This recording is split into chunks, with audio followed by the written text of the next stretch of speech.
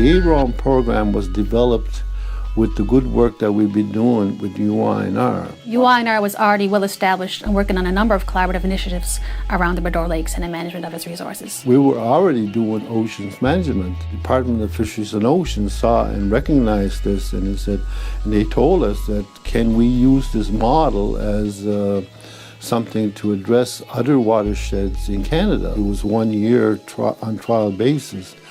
We were so successful, they asked us if we can develop a 5-year plan, which was a lot easier than dealing with funding every year or every 2 years. The 5-year program is excellent because you can do long-term planning. It allowed a very, very precious capacity building amongst First Nations, provided young people the opportunity to have a first job home doing something that mattered. This would not have happened without UINR.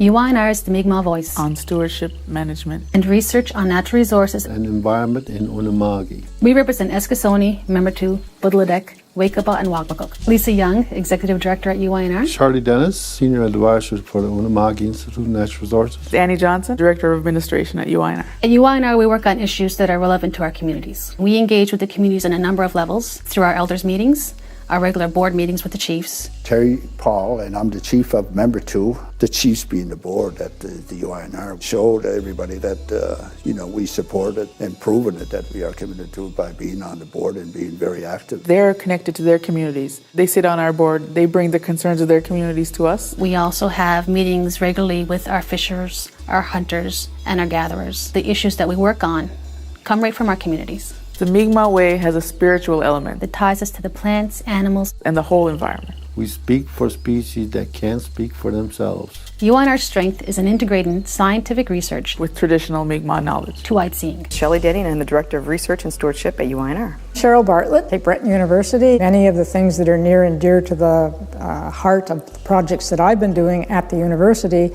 are shared by what UINR would like to see happen, and that's a coming together of the Aboriginal traditional knowledge and the Western sciences. A lot of our products have been developed around that idea. Lobster, for example, it's voluntary. It's things that you can do to help enhance lobster populations in the Brador. We've done work with eels, promoting Mi'kmaq traditional values and practices for eel conservation. With salmon right now, we're concentrating a lot on research. We're trying to do things together from what Elder Albert refers to as a two-eyed seeing approach. Two-eyed seeing implies or gently reminds us how interdependent and interconnected we are.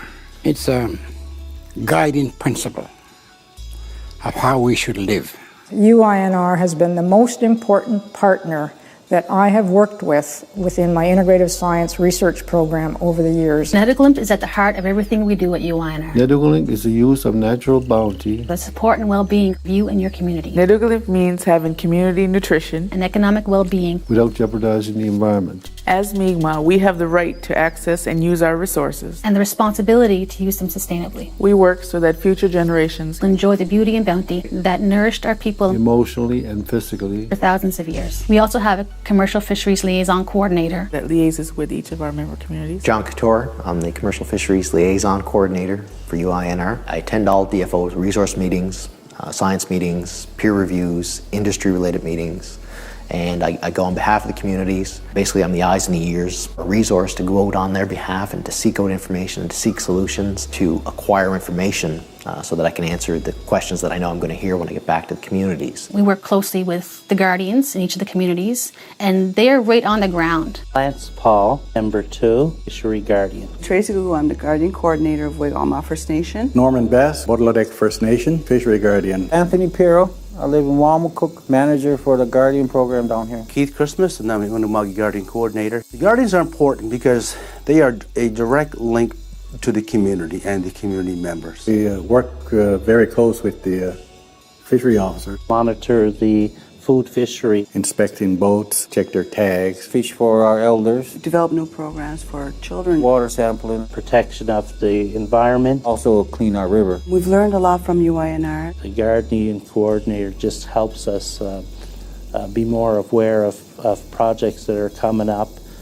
training opportunities that are available. To me, it's sort of the head of communications for all the Guardians. Mark McPhail, I'm the Director of Forestry at UINR. The lion's share of the work I do is field work, taking care of the contractors, the harvesting contractors. We're involved with the private silviculture program, supervising the Crown silviculture crew, as well as, of course, harvesting. Forest is a very critical component. It's true forest that not only provides us the clean air, the clean drinking water, and the fertile soil, but it also provides us food, dwelling, and medicines. One of the more significant projects UINR has been involved with is a Salmon River restoration project. We decided that we were going to go and we're going to plant Acadian species in these areas that were degraded. We went out over a 2-day period and we planted along the Margarine and Middle River. Lorraine Marshall, UINR. I do water quality. As a monitor, my activities include collecting samples in the field. She does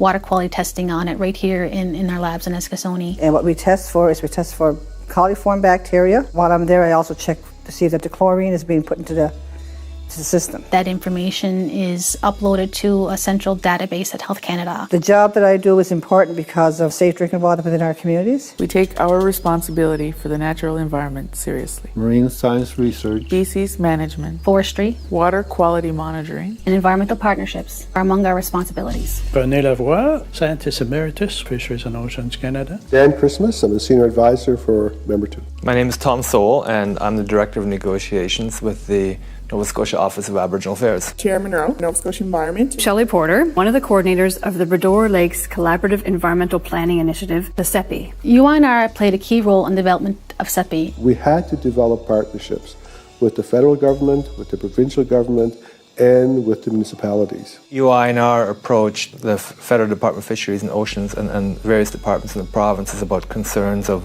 water quality in the Bredor Lakes. And that's how CEPI was born. It became a partnership between the provincial government, the federal government, municipalities, and the Mi'kmaq. 3 federal government departments. 4 provincial departments. 5 municipalities. 5 First Nation chiefs all agreed to sign the charter. Also recently, Parks Canada has joined our senior council. One of CEPI's strengths is the building of the partnerships, again facilitated by UINR. We refer to UINR usually as the host of the CEPI. They do our administrative work.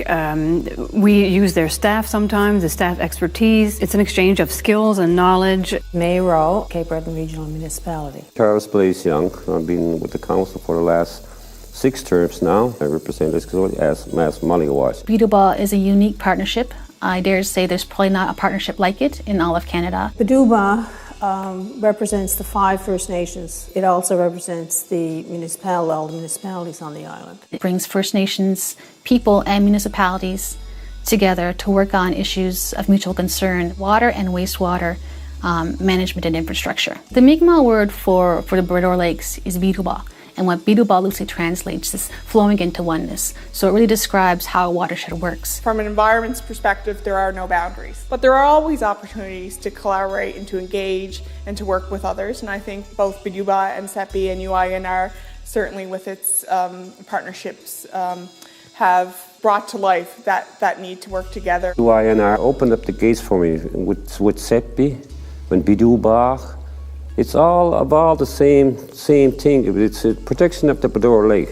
Lewis Hinks, I'm Program Director for the Atlantic Salmon Federation here in Nova Scotia. John Hart, I'm President of the Margarine Salmon Association, Director of the Nova Scotia Salmon Association, and one of the founding members of the CSI Cape Breton. CSI was developed from a willingness and a desire, I guess, and a need in some ways for First Nations and non-Aboriginal groups to work together for Atlantic salmon. It's allowed us to see things from First Nations perspective. We have tried to show them things from our perspective, and it's been a mutual education for everyone. Without a doubt in my mind that one of the biggest successes is the open lines of communications that we've developed through this. UINR has done a fantastic job over the years. Positive from my perspective. Education, cooperation, collaboration. One of our partnerships at UINR that's fairly new is with the Mi'kmaq Environmental Learning Center, or MILC. Nadine Lafort, I'm the Education and Outreach Coordinator with the Mi'kmaq Environmental Learning Center. MILC facilitates workshops. We often draw upon UINR